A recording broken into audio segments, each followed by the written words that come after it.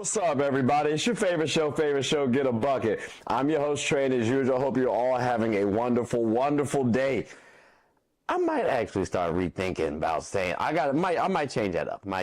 But ladies and gentlemen, boys and girls, before I change it up, we got to welcome my guy, Nick. Nick, how's everything with you, bro? Everything's going good, brother. How you doing today? Pretty good.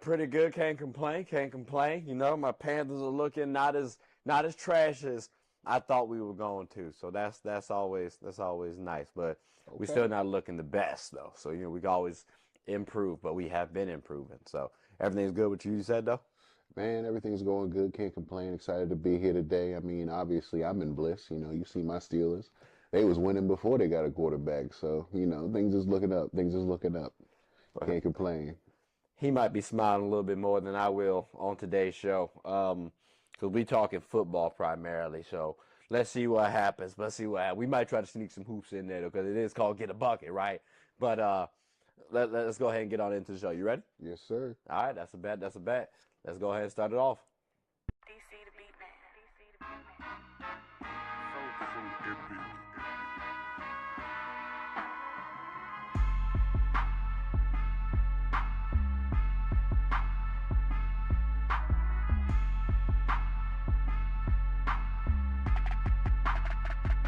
All right, ladies and gentlemen, we are back, and I swear it is feeling a little weird. I don't have my basketball right here, just chilling, but I got my pillows. I'm gonna rock with my Panthers, you know what I'm saying?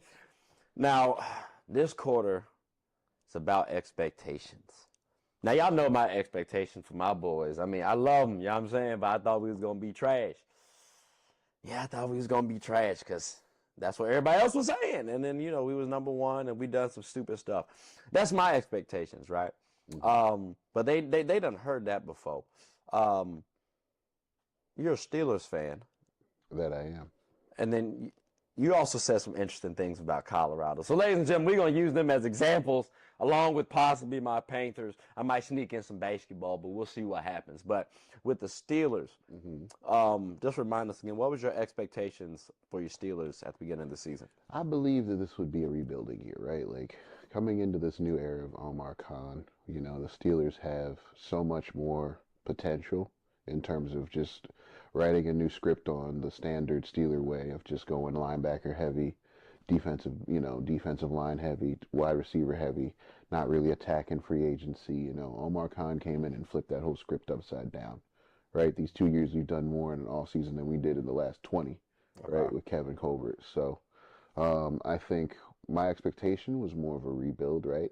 Maybe a first round bye, or maybe a first round exit, but nothing to the extent that I've seen so far, right? Okay. I've seen us have some pretty pivotal wins, a couple pretty embarrassing losses, but mostly wins.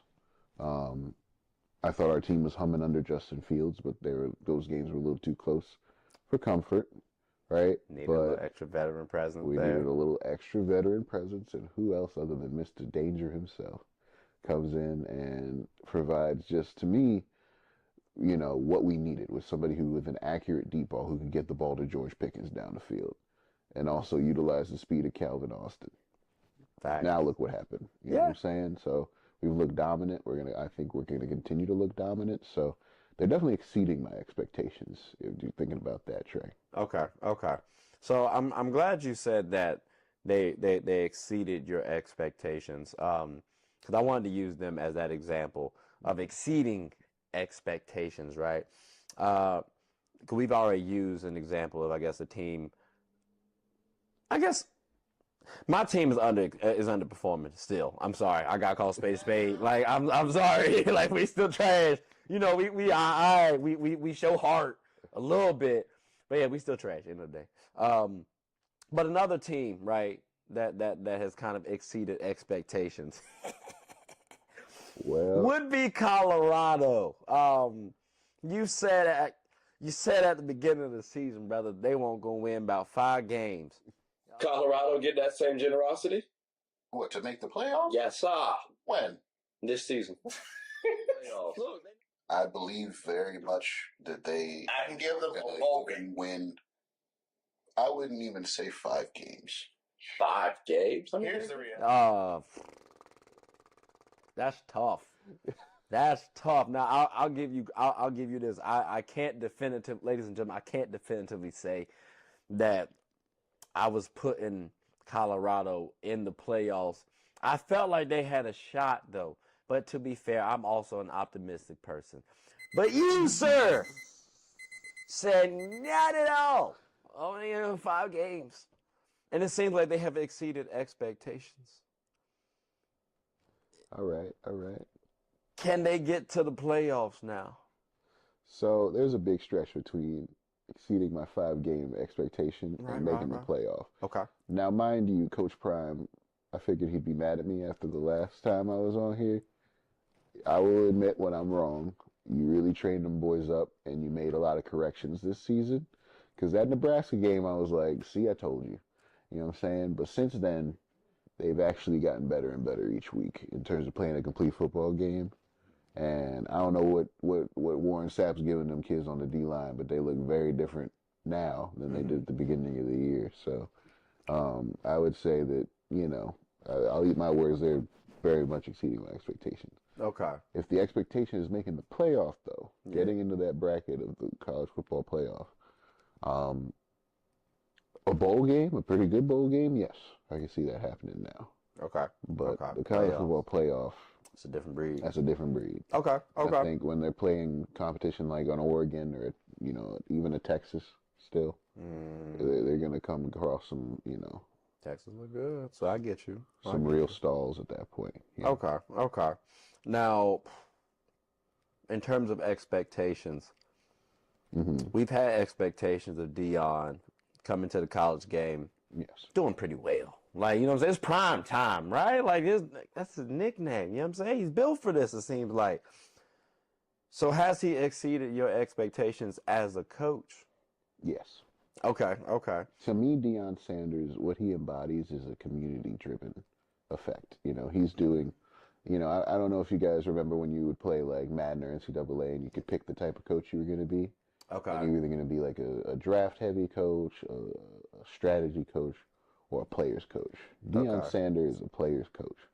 This is a dude who played the game, has the respect of the kids because he played the game at a high level, and proves time and time again, personality-wise, that he knows what he wants and he's not going to hold his words back. He's going to say what he thinks and think what he says. You know what I'm saying? So he came in and he's like, I'm going to turn this program around. And he's turned the program around in a way where, yes, on the field, are they yielding an undefeated season? No. Are they leaps and bounds better than they've been since, they had a Heisman winner in their backfield? Yes. They're getting there. And they've revitalized the community around them. The state of Colorado itself, gross, tax, before tax, net revenue of the state has increased. The property values around Boulder have gone up astronomically.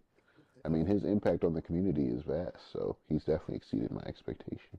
I love that you said he impacted the community. Because I'm asking about Deion, because there's expectations that this man about to leave and go to the NFL and try to coach his son if possible.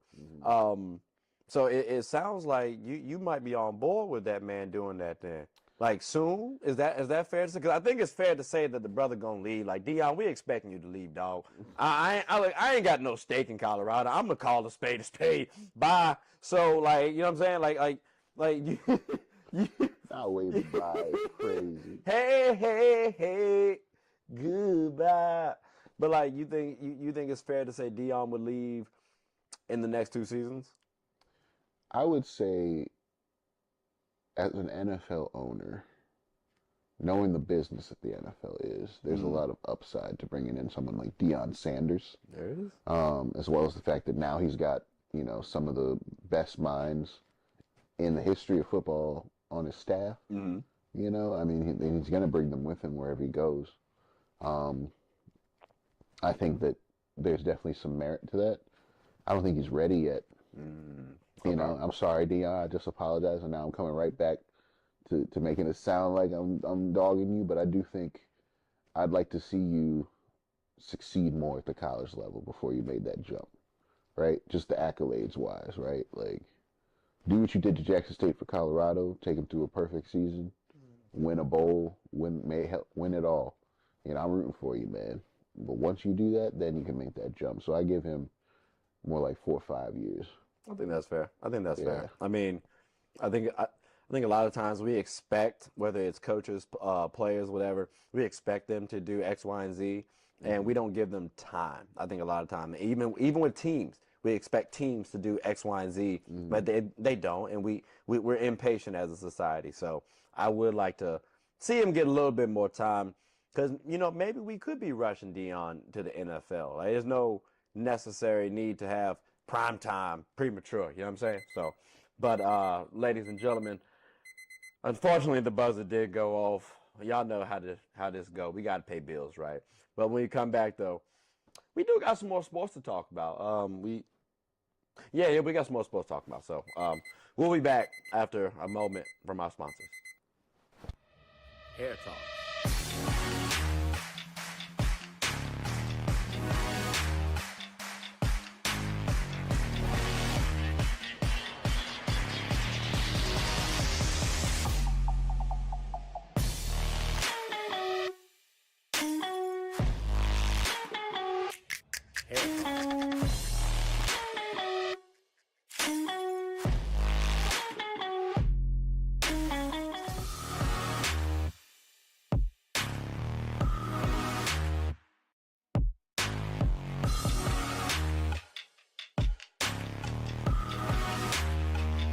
Hair Talk.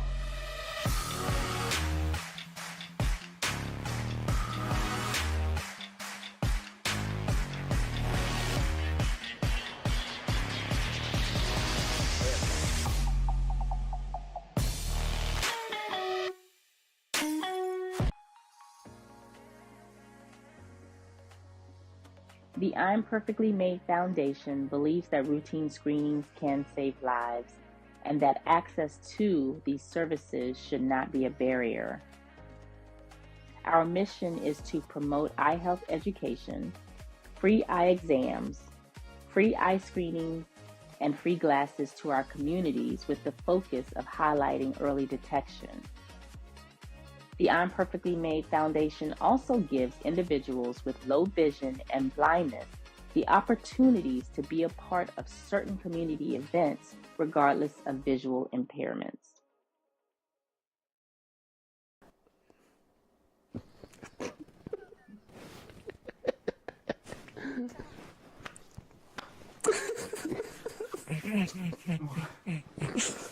Whatever. We're just gonna start it off just like that.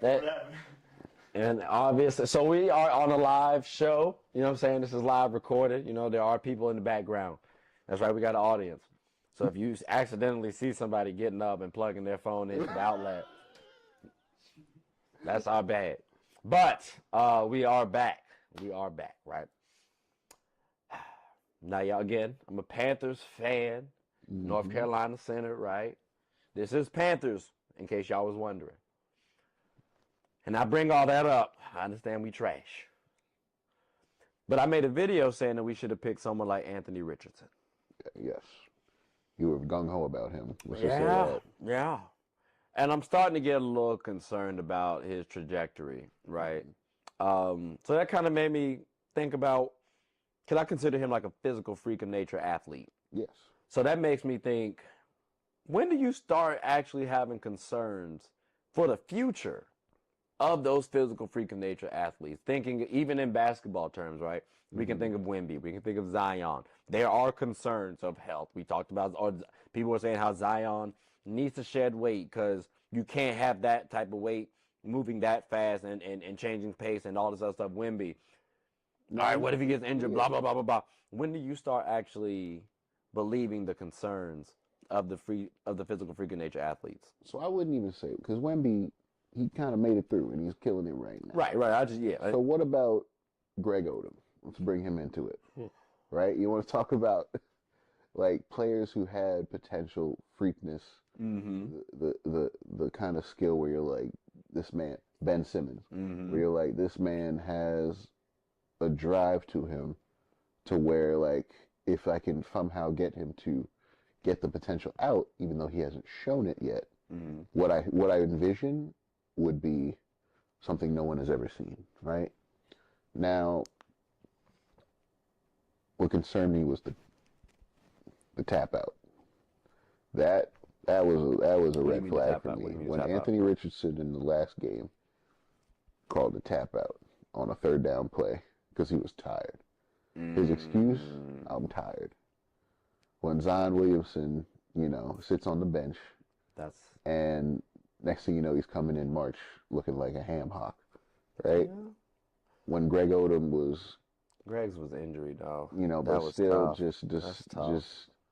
But the checkout, that's the thing that gets me. It's a player who has this potential who starts to themselves not see it anymore. Okay. So they check out. Okay. That's the red flag for me. Now, typically, when do you think that happens, though? Because we're talking about Anthony Richardson, for example. We're talking about year 2 now. Yeah. Greg Oden, it was injuries, and granted, Anthony Richardson had concussion last year. He got concussed this year too, right? He got concussed. It was a shoulder injury. Yeah, he had a hip injury or something like that. He's been banged up. He's been banged up. Yeah. Does that lead into does that factor into maybe him checking out mentally, or because maybe he's still dealing with those injuries and trying to get over that hump? Well, I mean, why did Andrew Luck retire? Right, the history of injuries. Eventually, it doesn't become fun anymore. Yeah, you'll just be sitting there hurt time and time and time again. And everybody's clock is different. Nobody's the same. How many people have retired early due to injury concerns? How many people have played their whole careers and then 30 years down the line lost their mind? Yeah. Football is a scary sport. It's gladiators out there. I think at a certain point they take their own mental and physical health into account when making those important decisions. So Anthony Richardson is at a crossroads that a lot of players find themselves in, where you had all these expectations and you're just not meeting them. Let's be simple about it. Now, is 2 years a fair time length to assess that player? Because I'm asking from a. Oh, I'm sorry. I got something on my. Because I told you. Because I told you we doing 3 years. I said 3, and Bryce ain't a physical freak of nature. Like, to me, when I look at Anthony Richardson, I'm thinking we got to scheme. And I told you we got to scheme him to get to him to where I want him to be. Okay.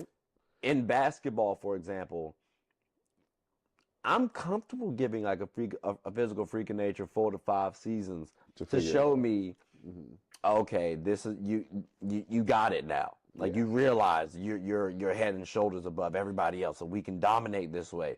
Because once you get that, we can build around you comfortably. Yes. In theory.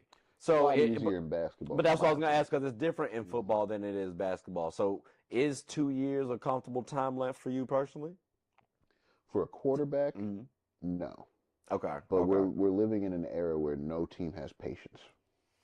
Not unless you have a foundation. So a team like the Steelers, a team like, the Ravens. Right. I keep bringing up AFC North, but we're just talking about teams that have been consistently superior. A team like, the Packers, right? And what they're able to do in terms of just being able to sit there and allow a quarterback to develop, and then taking that quarterback, installing them in a plan, and it working, right? That's been a system that's been tried and true, right? And the franchises that can pull it off, great, right? You have that system in place. You haven't had to fix it. The franchises that haven't figured that out, they don't have that time, the luxury of that time, right? That's so So tough. as much as I want to say yes, Anthony Richardson, we should give him 3-4 years to figure it out. Year 2, he's barely played, and he looks to have regressed in the passing game.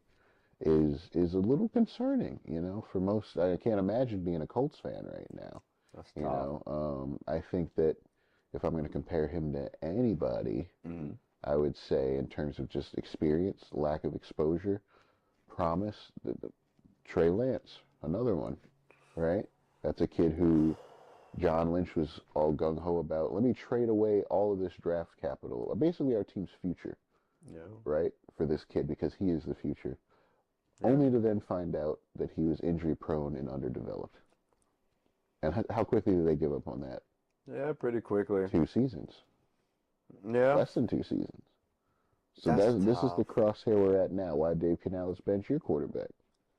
Well, I thought that was a confidence thing because he's not a physical freak of nature athlete. He's just an average cat. I understand, but in terms of his ability to lead a team, he was drafted over all these physical freaks because he was a freak here. Supposedly. So the minute that was in question, it was like, we got to keep this train moving because you're coming from a point where you don't have that foundation. Yeah. So really it starts at the level of how we go about scouting quarterbacks, scouting in these important positions. That's tough. That's so tough. It's tough. It's not easy. That's why they make millions of dollars doing it. Yeah. Because again, I told y'all I'm giving Bryce 3 seasons because you gotta show progression. Because again, I know what we have. Yeah. Not much. Like we got some good offensive weapons right now. Defense is alright, but we haven't been able to put it all together yet. Sure. So, and we got to get the cohesion once we do. So it's like. And you traded away the only consistent receiver he's had so far this year. Yeah, no, we've done a good job at trying to replace DJ. I will say that because I do think I'm not trying to like belittle our top wide receiver at one point, but wide receivers are replaceable. Like yes. Stephon Diggs was replaceable. Like even Travis Kelce is replaceable. So like we can replace people. And I think that's what we've been doing. Now, it's going to be tough to replace someone like Travis Kelce, but I'm saying you can eventually find people who can do what they can do. Exactly. So I think for that, again, knowing what we gave Bryce Young, I thought 3 seasons is comfortable, is fair to assess him. But it's been 2 seasons long, and we're not even finished with season 2. And I'm like, dang, like Brady did get benched kind of early. So I do hear you. It's a quick, like I said, I like to be fair, optimistic, but that's not the rest of the world. So it's unfortunate. It's also unfortunate, ladies and gentlemen, because the buzzer did just go off, but it's okay because y'all get to see the wonderful commercials that I put together. So we'll be right back after a moment for my sponsors. Swanky's Construction serves as the general contractor in the metropolitan D.C. area. We're a team of certified professionals who tackle everything from complex large projects to smaller scale jobs. Fueled by our commitment to excellence, we go the extra mile to make sure clients are completely satisfied with our work. Swanky's Construction takes pride in ensuring our clients' home improvement needs are met with efficiency, precision, and perfection.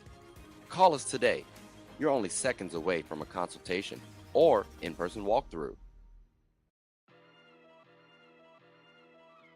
Hooping is an activity that can be enjoyed by all. It's a team game about getting and stopping buckets. Everyone's always rushing to the gold. Well, make sure to rush and watch Team Gold Rush, one of the best teams in the Special Olympics of Virginia. Team Gold Rush even has former NBA All-Star participants on the team. Clearly, they've struck gold. Ready to suit up and practice? I know. We talking about practice. Not a game. We talking about practice. Practice still makes perfect. So when the opponent starts hitting their shots, Team Gold Rush can bounce back due to their training. Remember, offense sells tickets and defense wins championships. Watch us get a bucket and rush for the gold. We aim to be that gold standard. So want a team where you can win and have fun? Team Gold Rush is your number one. All right, ladies and gentlemen, we are back. Listen, we got to talk about rookies and vets, right? Mm-hmm. Everybody got roles, whether it's basketball, football, all sports, they got roles. Hell, even on the show, host, participant, you know what I'm saying? Like, we got roles. I would prefer esteemed guest. Yeah, okay, esteemed guest. We'll go with that. We'll go esteemed guest, right? So, with rookies and vets, it's a tricky little balance. Let's use Wemby as an example. Wemby and Caitlin Clark, right? Sure. I think these are 2-star rookies. Wemby was last season. Caitlin this past season as well. Mm-hmm. Is it easy as for a vet to play alongside that rookie, knowing that like that rookie has the keys to the kingdom? Like, do you think it would be easy? Personally, as a human being, no, can't imagine. I mean, and I say that because, you know, we're human. We have ego. It's natural. Um, Now, in all realisticness, that was not a word. Um, if you are somebody who owns a franchise, you want to surround this new ruler of yours with the right pieces, right? If you're playing chess, what are the right things I need to surround my king with, right? Now, with that in mind, you have to be very, very, very honest with the kind of vets you want on your team and the kind of egos that are going to be around that player. So, Yeah.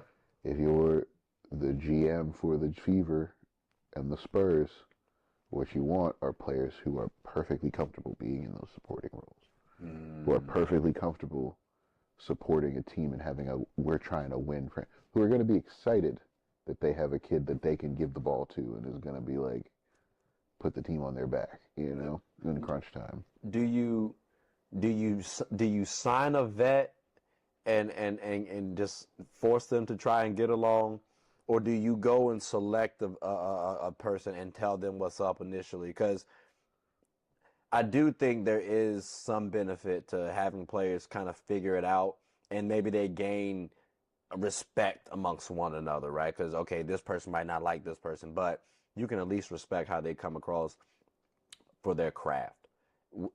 Is that a fair stance to take, or do you think it's better to just be on the open, be on the up and up? See. For last year, the Spurs really didn't show much promise as a franchise overall until about halfway through the season. They started showing some breath, right?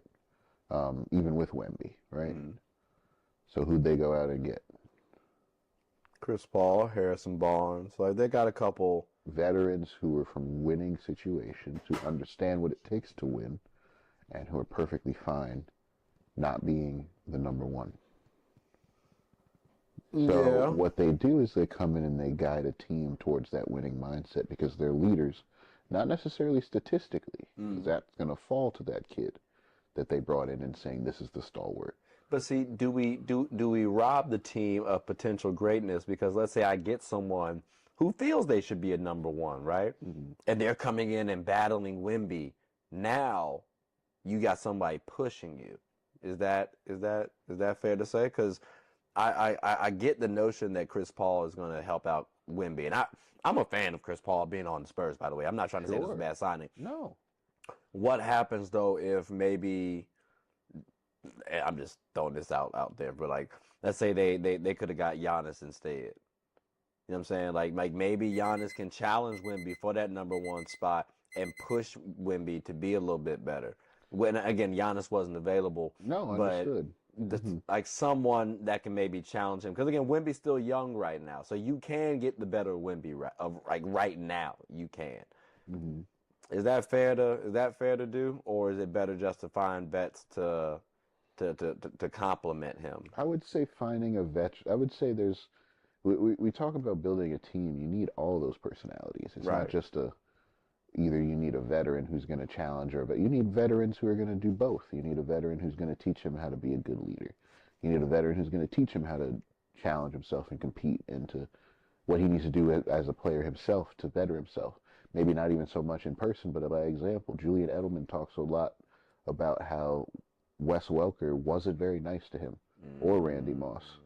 You know, when he first got in the league, they were kind of dicks because they were like, at the end of the day, you're fighting for my spot, dog. Like, I'm not gonna sit here and make you better. I'm not gonna teach you these things. Figure it out.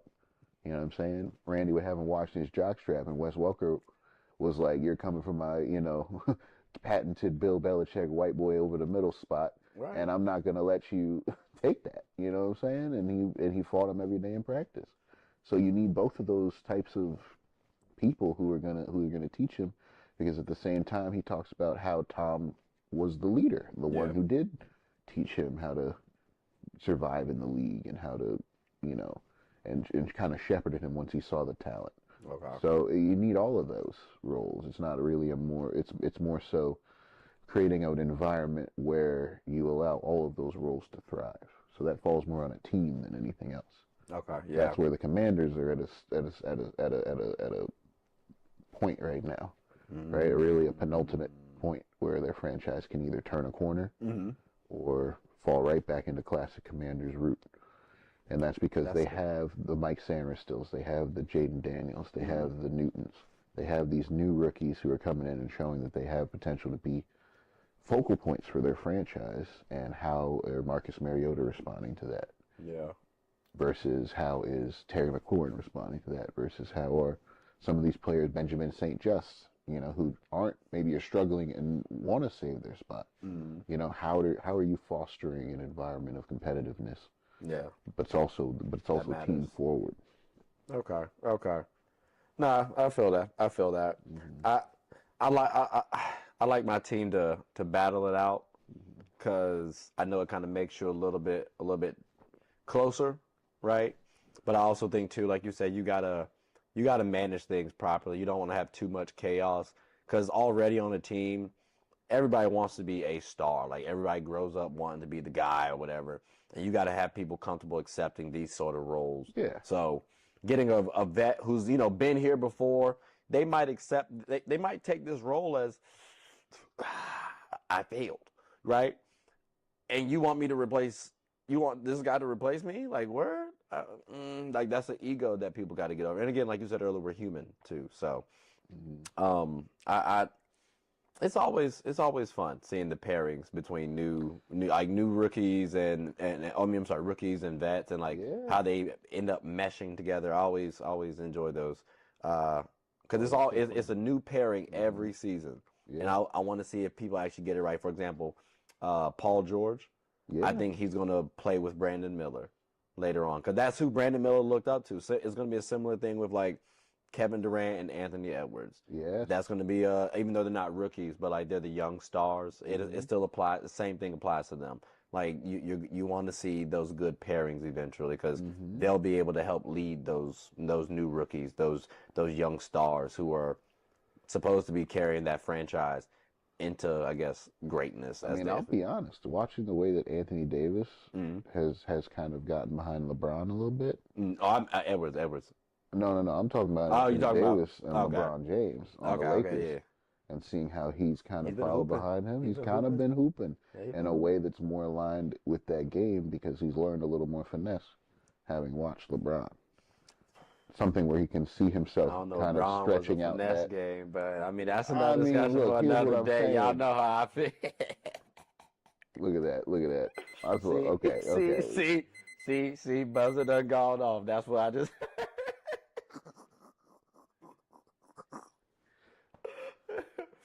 But ladies and gentlemen, we'll come back. We got apparently some Brown conversations to have offline real quick. I ain't gonna hold y'all. These conversations can go for a minute. So we'll be back after a moment from our sponsors.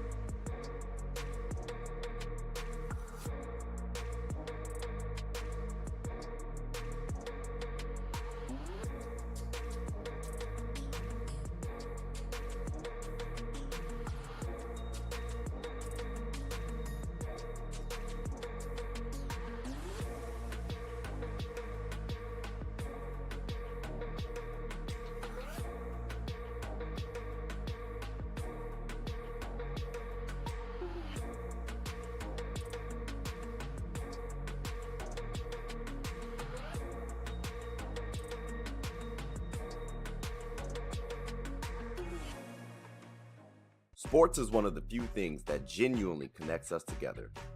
Whether with coworkers, friends, family, we all love the entertainment. Well, here on Get a Bucket, my goal is to talk about sports and its cultural impact. The WNBA, for example. The WNBA is loads of entertainment. From the new rookies battling, displaying their skill sets, and preparing to take the league by storm, to the Titans and the MVPs of the league clashing for battles we'll always remember. From imagining the soon-to-be possibilities, to admiring and treasuring the finales.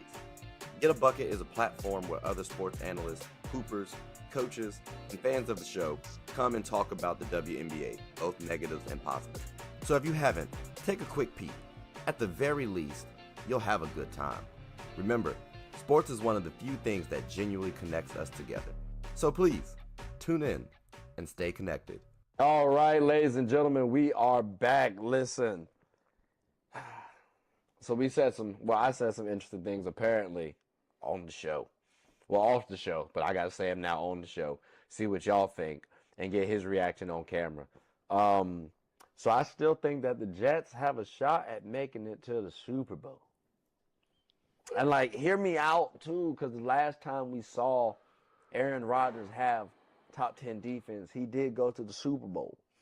And he does have 2 talented wide receivers and a competent running back. If everybody healthy, like by my estimation, we a tight end away from a dynasty. Like that, like a young tight end away from a dynasty. That's what I'm talking about. Like they can get everybody to come back and shine and stay healthy. Can the Jets pull it around? Like, can they turn it around? I don't even want to go there, but okay. So you said young tight away from the dynasty.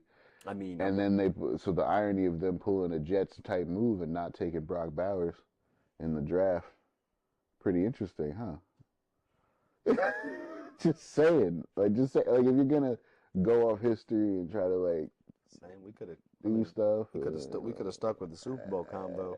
Look. Like if they missed out on somebody, they missed out on somebody. Things happen. Things happen. You can get a young tight end to go to the squad, like at some point. I'm sure Denver's going, if we missed out on Shannon Sharp, we missed out on Shannon Sharp. It's all good though. It's cool. Like hey, for 5 rounds, a lot of people were saying, hey, if we miss out on Tom Brady, we just miss out on Tom Brady. Like it happens. It's okay. It's okay. I guess. So Jets is a no-go for you then. Like not like there's really no optimism at all. No. Damn, that's tough. Is it because of the situ? Is because like I know what is it? Damn, because I can't think like why can't they turn it around? They just beat a good team not too long ago. Because to me, the Jets' biggest problem is that they can't seem to get out of their own way. And until I see them figure that out, and it starts at the front office level, starts with Woody, good old Woody. So until Woody figures itself out, management, I'm not going to go ahead and say that they can do anything. That's tough. Because I'm not mad at you. Management usually do. Yeah, they kind of important. But like we have seen someone like Aaron Rodgers just say, relax, right? Like when I look at them, I think they can compete against a team like the Chiefs. And the Chiefs have looked really good. Like I think if they go up against a team like the Lions, they would fare kind of nicely, and the Lions look really good. It's surprising you don't feel that way about the Jets, that they at least could get to the Super Bowl. Not be a favorite, but at least could. So then who's your favorite outside of Kansas City getting to the Super Bowl? And I'm talking about both NFC and AFC, by the way. So NFC, I'll start there. I would say, honestly, right now, I'm going to get some shocked value from this one, but not much. I would say, for me, it's either the Lions. Okay. Or just because of what I'm seeing in terms of the magic that's happening in real time. Give me the Commanders. Now, you got some shock on that one now. Yeah, give me the Commanders. You got some shock on that one.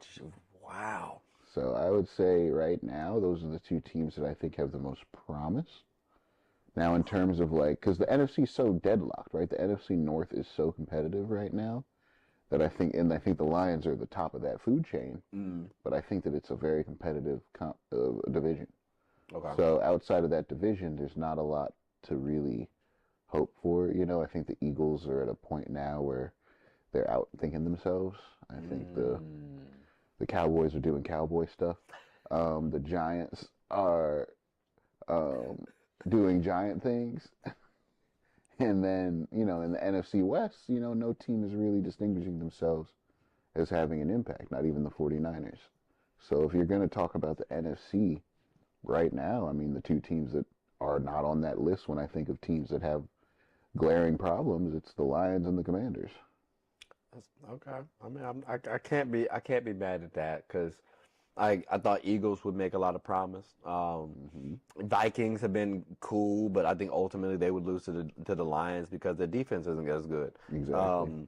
So I do hear you. Even the Packers have taken a little step back. AFC then. AFC. You know who I'm going to pick. So your boys is really Super Bowl worthy? Over the Ravens? Black and yellow.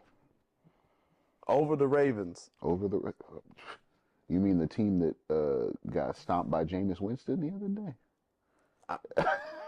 I mean the team that got Derrick Henry and is arguably having the best offensive duo in the game. I understand, brother, your defense is stout, but I don't know. Some days the Ravens make me think that y'all might look like us. I'm talking about my Panthers, by the way. Shout out to my boys. You know what I'm saying? Gotta give y'all some love. But we terrible right now. So you really think your boys can beat the Steelers? I mean the Ravens when it's all said and done. Oh yeah. Okay, but you don't. Do you? So to be clear, because you said oh yeah. Sure. Like, do you give the Kool-Aid man oh yeah to beating the Chiefs too? I give the. Do you remember those commercials where Terry Crews would do the Old Spice? Yeah. Yeah. I give that level of hype. Okay. All right. That's making stuff interesting. Because the Pittsburgh Steelers, to me, in the AFC, like the Lions right now in the NFC are doing the best all around. Special teams, defense, offense. Okay. All phases of the game, they're playing well. Well, it is a team game. It's a team game. And people forget about that third aspect. We've blocked like 4 field goals and have a punt return touchdown already. That does help. So that does help out. Like, we've been playing out, and Chris Boswell is secretly having like his best season as a kicker. Well, I mean, I will say, brother, as a fantasy football player, Steelers is helping me out greatly, so I greatly appreciate y'all. And I do think y'all have that pedigree to win something. Super Bowl could be a little tough, but we'll see though, because it's a long season. Y'all got some promise. Ravens do too as well. Those are teams that I'm looking at right now, just because, again, offense and defense. Bills, I want to say, but, like, the defense, I have a couple question marks. And then, like, the offense, too, I'm still not completely sold. I still feel like Josh Allen is going to try to do too much.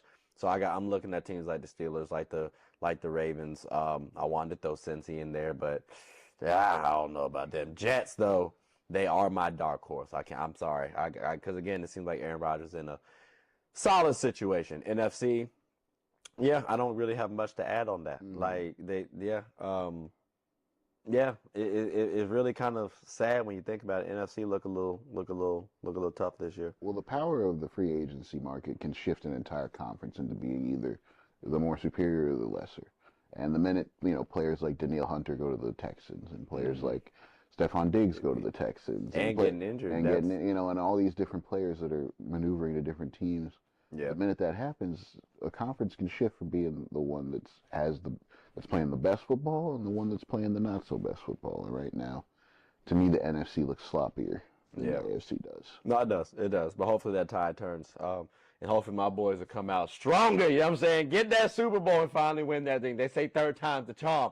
You know what I mean? And I don't know if y'all know this, but 3 does mean Trey, or Trey means 3. So, it sounds about right. 3 could also mean you strike out, but they do say that.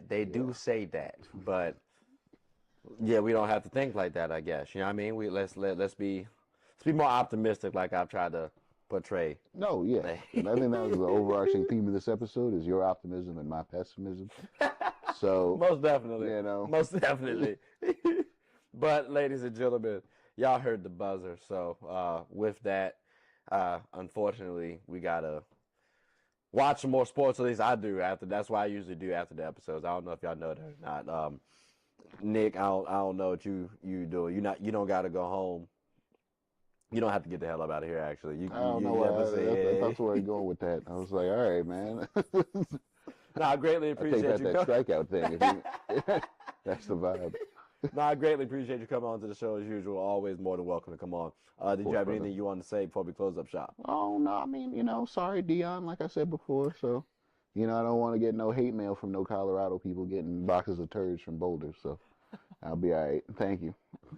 Maybe he'll send you some tickets to watch the game personally. Now that would be fun. Optimism right there. Optimism right there. That's a good way to silence your critics, Dion. Give me $10,000 in cash. All right. All right, cool. All right. I guess that's what we're doing. Ladies and gentlemen, I greatly appreciate y'all for taking the time to watch the show. I also appreciate our wonderful audience who might not make it onto camera. I don't know. We'll see how it goes. But it's the first time we've actually had a live audience. They've actually listened, gave us some feedback, so we greatly appreciate them. Fellas, did y'all have anything y'all want to say before we close up shop? Yes. Like, comment, and subscribe. Y'all heard them. Y'all heard them. Please like, comment, subscribe. Tell anyone about the show. My name is Trey. I'm the host of Get a Bucket. Hope you all have a good one. Take care.